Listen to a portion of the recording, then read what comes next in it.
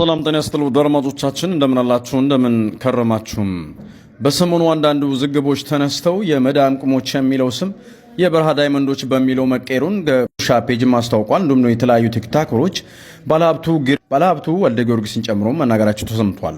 የዛሬ 6 ዓመት አካባቢ የመዳም ቅሞች ብለን ስናወጣም ሴቶች የሚገባቸው ስም መሆኑን አስመልክተን እንዲሁም ደግሞ በዘላቂነት የተጫዋትና የተሳሳቅን መቆየታችን የሚታወስ ቢሆንም አሁን ላይ የመጡ አንዳንድ ቲክታከሮች ስሙን በመቀየርና እኛ ባላወቅንበት መንገድ የበረሃ ዳይመንዶች ሲሉ መስሚያቸው ተወሷል።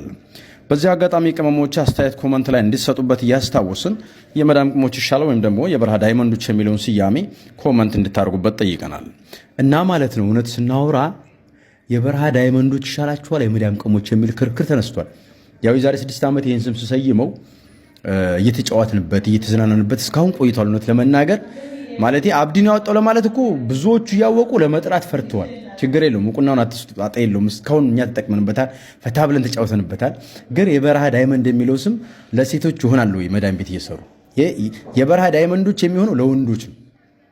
ትንሽ ዘግቤ ላሳያችሁ። ሰላም ጤና ይስጥልኝ።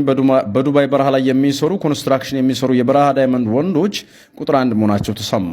ይሄ ለወንዶች ነው የሚሆነው ወይ ደግሞ አምቡላንስ የመዳም አምቡላንስ የምትለው ከሆነ ንገሩኝ።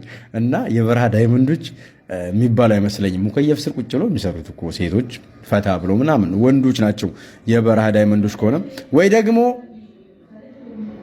የአረብ ሀገር የሚገኙ ዲያስፖራዎች ወይም ደግሞ በምስራቁ ዓለም ነው በሚባለው። እስቲ ይሄንን ምን ትላላችሁ? ኧረ ወዴት እየሄድን ነው? ጎበዝ ወዴት እየሄድን ነው? ሰላም አለይኩም ወራህመቱላሂ ወበረካቱ። ሰላም ከመሸ ብቅ ብለናል። እንግዲህ እቺ ልጅ እንግዲህ አንድ ጥያቄ መጠየቅ እፈልጋለሁ። ማለቴ ክርስቲያናት ልጅቱ ክርስቲያን ናት። በዛ ጋ መዝሙር እንትን እያደረገች ትለቃለች። ግን ይሄ ነገር ለነሱ ይፈቀዳል ወይ? ለእናንተ እንደ ጥያቄ ነው። እኔ እናንተን ጥላቻ የለኝም። ግን እቺ ልጅ እንግዲህ የሙስሊምን እንትን ለብሳ ነው እንደዚህ የምትሆነው። ብዙ ልጆች በጣም እንትን እያሉ ነው። ፊቷን ወይ ደግሞ የምትኖርበትን ቦታ አላዩትም እንጂ ጉዳት ሊደርስባት ይችላል፣ እንደ ማንኛውም ሰው ማለት ነው። ምክንያቱም ይሄ የእሷን ሃይማኖት ይወክላል ወይ የለበሰችው ልብስ? ይሄ ነው ጥያቄው። ኮሜንት ላይ እንድትመልሱልኝ ይፈልጋለሁ። ጭፈራውን ተውት። ኧረ እነሱ በግሩፕ ነው የሚጨፈረው። እንዲህ ነው በቃ የብርድ ማስተላለፊያ ይሁን። እሺ አውልቃ ብጨፍርስ ችግር የለውም። ፊትሽ ላይ ምን ስላለ ነው ማለቴ? ይሄ ነገር ክብር አለው አይደለ? እሱን አውልቂው፣ አይወከልሽም። እንደፈለግሽ መሆን ትችላለሽ።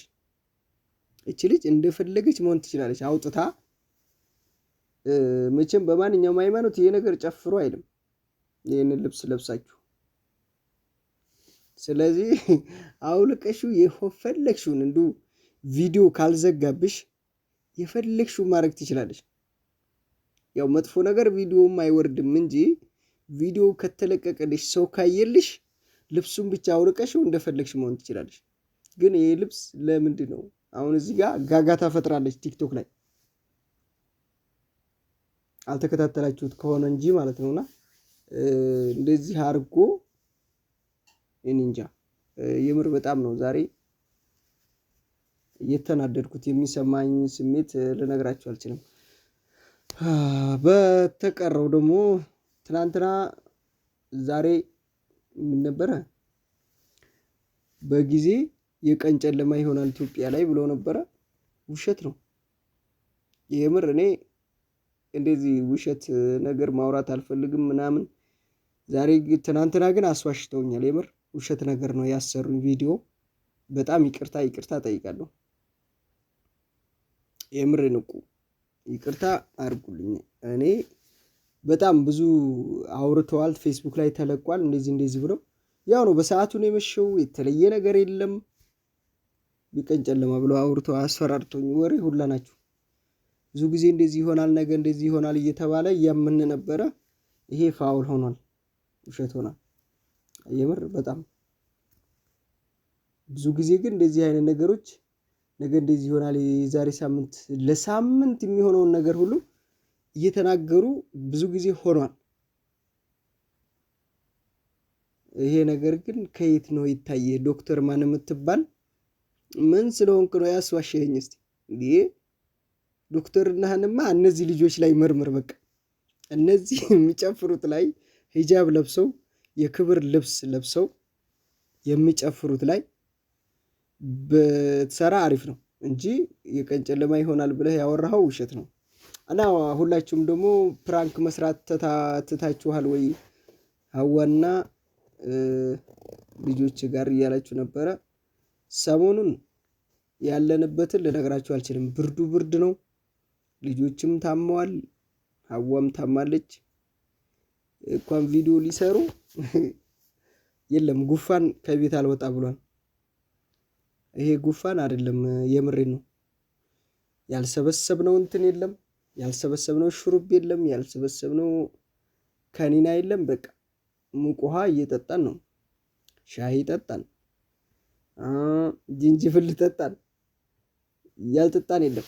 ሀታ ጥቁር አዝሙድ ራሱ ይኸውን ጥቁር አዝሙድ ራ እንግዲህ ጥቁር አዝሙድ በቃ ዘይት ማለት ነው።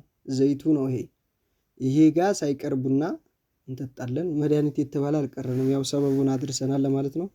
ስለዚህ ያልተሻላቸውም ወደ ቫይረስ ተላልፏል መሰለኝ ነገሩ። ጉንፋን ሲቆይባችሁ ወደ ቫይረስ ነው የሚቀየረው።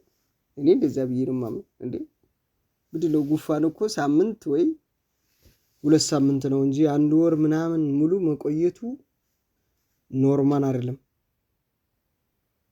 ስለዚህ ወይ ሰፈር መቀየር አለባት ወይ ወደ ባት ይዣት እሄዳለሁ። እንግዲህ ምንም አማራጭ የለውም። እስከ ዛሬ ልጆቹ የሚታመሙት እንደዚህ ሲወጡ ሌላ ቦታ ንፋስ ሲመታቸው ምናምን ነበርና አሁን ግን እዚሁ ሆነው በሽታው ትንሽ እየተሻላቸው ሲመጣ እንደገና ያገረሻል። እየተሻላቸው ሲመጣ ያገረሻል። እዛው ላይ ደጋግሞ ነው እየያዘ ያለው።